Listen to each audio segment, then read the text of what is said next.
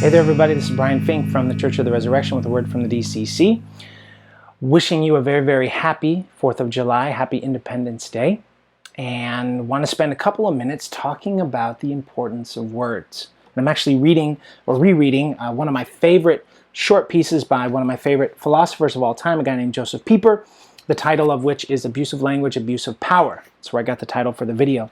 And I was rereading it because recently, for the first time in my life, I was accused of trolling on the internet. And I kind of had to look up what that meant because I really didn't know. I mean, I knew it meant something bad, but as it turns out, it sort of implies that you go around on the internet and you attack people for what they say and you sort of make fun of them or you denigrate them. And the fascinating thing is that I was responding to what someone had posted about the tragic situation that's going on at the United States border.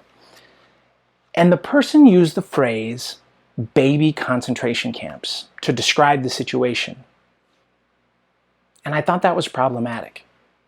Because even though this person claimed later on that Trump was concentrating children in camps and therefore the phrase was justified, what the person was implying was a kind of equating of the situation as it currently exists at the border with the gas chambers of Nazi Germany.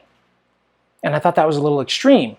And I thought it was unreasonable, not to mention unhelpful, because it wasn't really designed to communicate some truth. It wasn't really designed to persuade, as rhetoric would seek to do. Rather, it was to defame, it was to slander, it was to calumniate, it was to divide. It was divisive. And I called this person out for it, and I said, I think that might be problematic to use that phrase. Whatever you think about what's going on at the border, as tragic and horrific as it is, to use the phrase baby concentration camp is to imply something about that situation that just isn't true.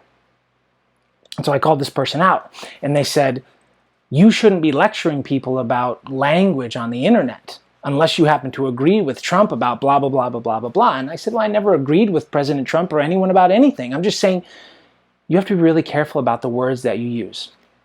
And here, Joseph Pieper is extremely apropos, because essentially what he's saying, and I'm just going to paraphrase a little bit, so I hope you'll bear with me. He basically says, the very moment that someone in full awareness of their seeking to manipulate employs words, yet explicitly disregards reality, he in fact ceases to communicate anything to the other. Whoever, in other words, is guided by something other than the truth, such a person from that moment on no longer considers the other as partner, as equal. All dialogue and all communication come to an end because of that person's ulterior motive. They are seeking to get something from that other person. That other person has become an object to be manipulated, possibly to be dominated, to be handled and controlled. I'm using that person for my purposes. Now, you can accuse President Trump of that. You can accuse any number of politicians of that.